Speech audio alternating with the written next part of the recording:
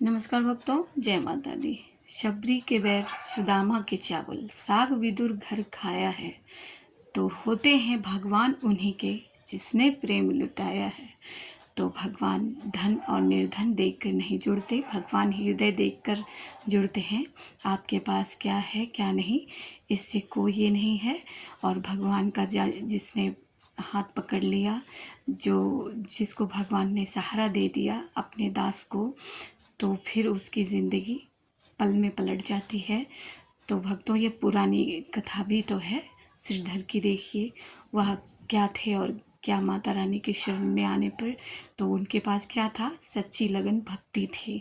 तो माता तो बस इसी को चाहती हैं, इसी की भूखी हैं।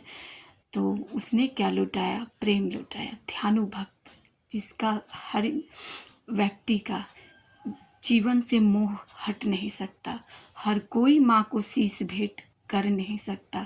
तो ध्यानु ने अपना शीश भेंट किया मातेश्वरी को, माता कह के पुकारा। तो देखिए, माता ने भी उस पर प्रेम लुटाया, माता ने उसको जिलाया। और आज भी दोहराई जाती है इन भक्तों की, इन सारे दास की कहानी तो माता के साथ जो जुड़ी हुई है। तो यह बिल्कुल ही सही है। हर व्यक्ति का जीवन से मोह नहीं हटता।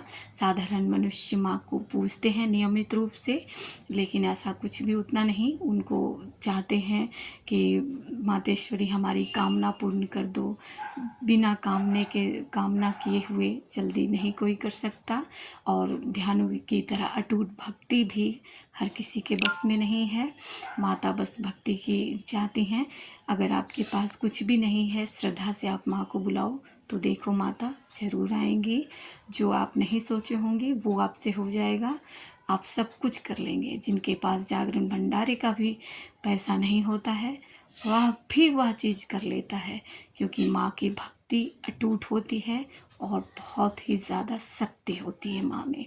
तो बात होती है विश्वास की। तो माँ का दास बनिए, उन पे भरोसा रखिए। वो देखिए कैसे आपकी उंगली पकड़ के आपको पार लगाएंगी, हर दुख के घड़ी से निकालेंगी। होनी तो होएगी, लेकिन उसे वो छोटे में ही पार कर देंगी। मातेश्वरी ऐसी होती हैं। कितने लोग धनवान होते हैं, लेकिन फिर भी खर्च नहीं करना चाहते, नहीं करवाएंगे किसी को भोजन, नहीं करवाएंगे भंडारा। तो जीवन में वह क्या करते हैं, वह व्यर्थ ही है, लेकिन वह थोड़ा बहुत पूजा पाठ करते हैं। तो अपनी अपनी श्रद्धा की बात है। तो इसीलिए मातेश्वरी को सब नहीं मिल पाते हैं, माता सबको नहीं मिल पाती हैं। तो माँ हृदय देखकर ही वहाँ निवास करती हैं। उसी को आप तो दास बन जाते हो, लेकिन माँ आपकी दास तभी बनेंगी जब आपकी भक्ति बिल्कुल अटूट होगी। फिर देखो कभी कैसी भक्ति करके, तो देखो कैसे माँ सहारा देती है, कैसे माता आपको पार लगाती है हर चीज़ों से। और मैं ये भी कहना चाहूँगी भक्तों कि नवरात्रि आ रहे हैं, माता के स्वागत में जुड़ जाइए। पूरी खुशी से मैया का आगमन कीजिए और बहुत ही सच्ची लगन भावना से माँ की भक्ति कीजिए। और मैं क्या कहना चाहूँगी, मैं तो खुद ही उत्साहित हूँ और बस यही कहना चाहती हूँ।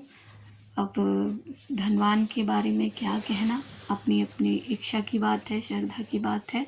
तो मोह उनका जुड़ जाता है माया पैसे से, जो वह इतना कुछ नहीं कर पाते हैं। वही कहते हैं हर किसी का जीवन मोह से हट नहीं सकता। तो हर कोई हर कार्य कर नहीं सकता। वह सोचते हैं मेरे आने वाले पूर्वज राज करेंगे इस धन पर, तो वह इसलिए इकट्ठा करते चले जाते हैं और खुद जीवन उनका खाली रह जाता है। इसलिए ज़्यादा कहीं ना भागे, सबसे ज़्यादा ईश्वर के पास जाए। देखिए आपको कितनी शांति महसूस होती है। तो ईश्वर जिसने धन पा लिया, इससे बड़ी कोई धन नहीं होती, इससे बड़ी संपत्ति कोई नहीं होती। उनका आशीर्वाद अगर आपके सर पे है तो आप बहुत बड़े दौलतमंद हो, बहुत बड़े भाग्यशाली हो। अब हम मिलते हैं दूसरे वीडियो पर भक्तों, तब तक के लिए जय माता दी।